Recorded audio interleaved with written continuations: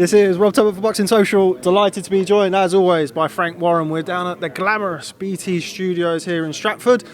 Got a couple of fights to announce, Frank. We have.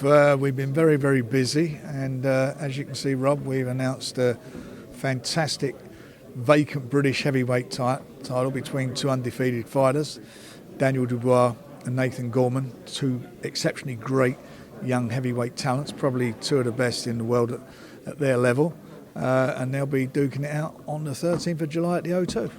Now, until you said the names Dubois and Gorman, that could have been any two of the three heavyweights that you've got here. Obviously, Joyce, that was the fight that was initially kind of thought, Joyce versus Dubois. Just tell me a little bit about kind of what went on behind the scenes to make it Dubois-Gorman as opposed to Dubois-Joyce. What happened was that the British Boxing Board of Control mandated that Joyce should fight Daniel Dubois for the vacant title.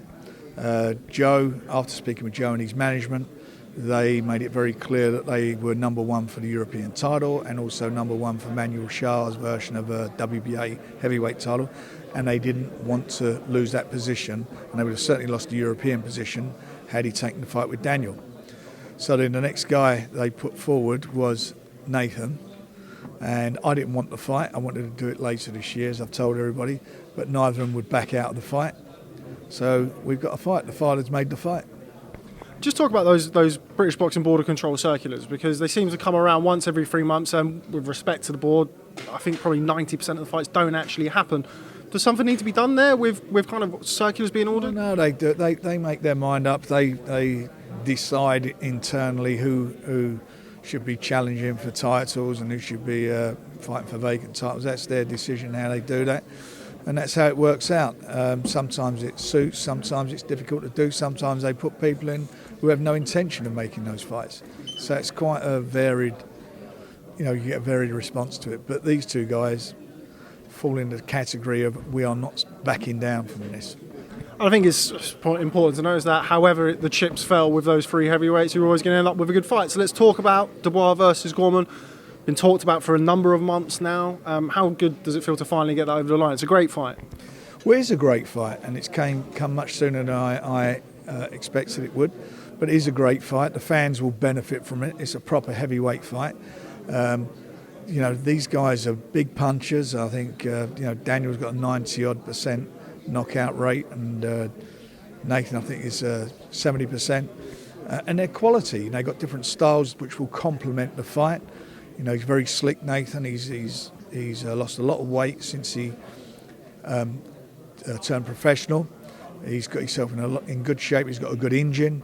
He's got great movement, great lateral movement. He's a lot of head movement. He rolls, he throws, he fights well inside. Nice hooks and uppercuts. And you got Daniel, who's learning every fight. He only had 7 senior bouts as a amateur.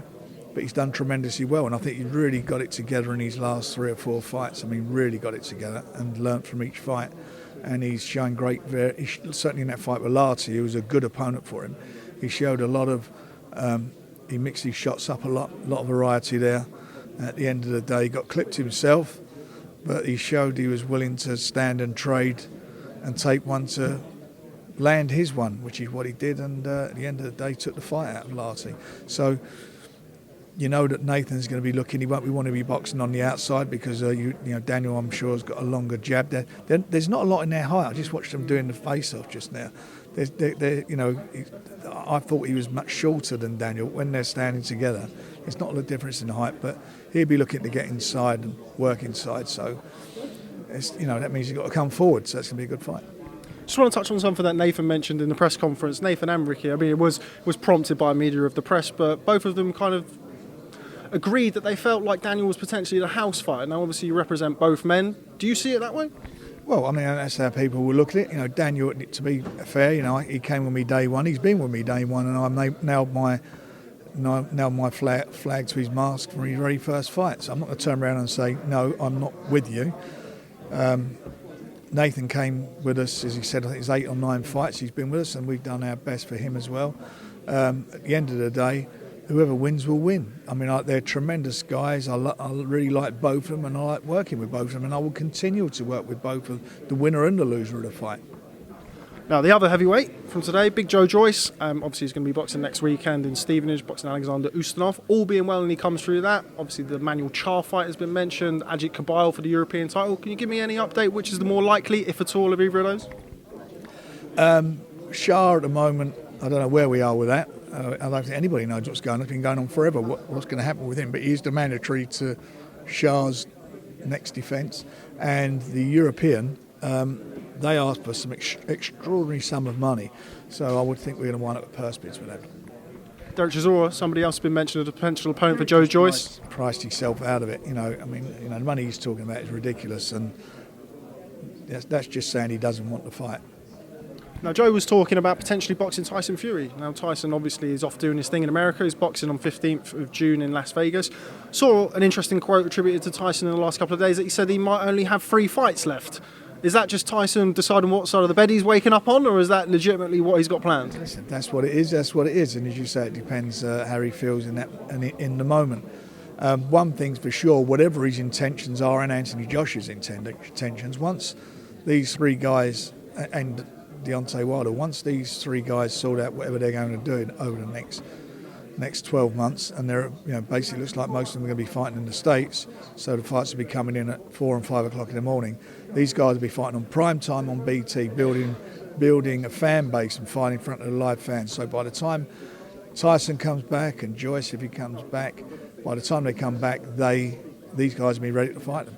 So it's the next generation. These 3 fighters are the best of their generation. You think that? I grew up, British heavyweights was very far and few between decent heavyweights. We just seem to be churning them out like nobody's business now. Let's talk about Tyson. I spoke to Mauricio Sulman yesterday with the kind of situation going on with the WBC title and White Rivas potentially being for the interim title or facing the winner of Wilder versus Brazil. He did also say that he would like to make the Wilder Fury rematch later on in the year or potentially order that. Do you think that's likely? I know Bob has said that he doesn't see that fight happening until next year. I know Wilder's team has said the same. Well, I think that I was hoping it'd be made by the end of the year, but I don't see it happening now. I think that fight will be early next year. Various reasons. One, because ESPN, they want to build Tyson's program on their channel so that when it does come for a really big fight, they've got a pay-per-view fighter that the public will know in the States. They're the biggest sports channel in America, if not the world. So they're putting their muscle behind him to establish himself there. And as regarding Deontay, the Zone made a huge offer to him. Showtime basically matched their offer, so he's got his next couple of fights lined up. But I think early next year you'll see those 2 guys get it on. Now, Bob also said something quite interesting, that he sees that fight being in America. Now, as a Brit, as a loyal British boxing fan, I would think the opposite. That would have to happen over here. Well, Tyson would want it here, we would want it here, obviously, but it will happen in the States because that's where it will generate the most income. Because it'll be going on at 4 or 5 o'clock in the morning on a big pay-per-view platform, and they want to get it on prime time. That's how it works. How it works. It's always works for the big fights with a Yank fighting a Brit. That's what it'll be. Just final one. We're still waiting. Anthony Yarde, potentially Sergey Kovalev. June the 29th is the heavily rumoured date. Any update you can give me? I'm hoping it'll be announced within the next few days. I think we've ironed out all the contract details. It's not for me to announce, it'll be for the promoter of the fight in Russia to announce, so when they're ready they will make the announcement. Got to book my flights, Frank. Pardon? Got to book my flights. So have I. We've all got to book our flights, but it'll be within the next couple of days. Okay, well, Frank Warren, as always, it's a pleasure catching up with you. Thanks very much for speaking to Boxing Social. See you soon. Cheers, mate.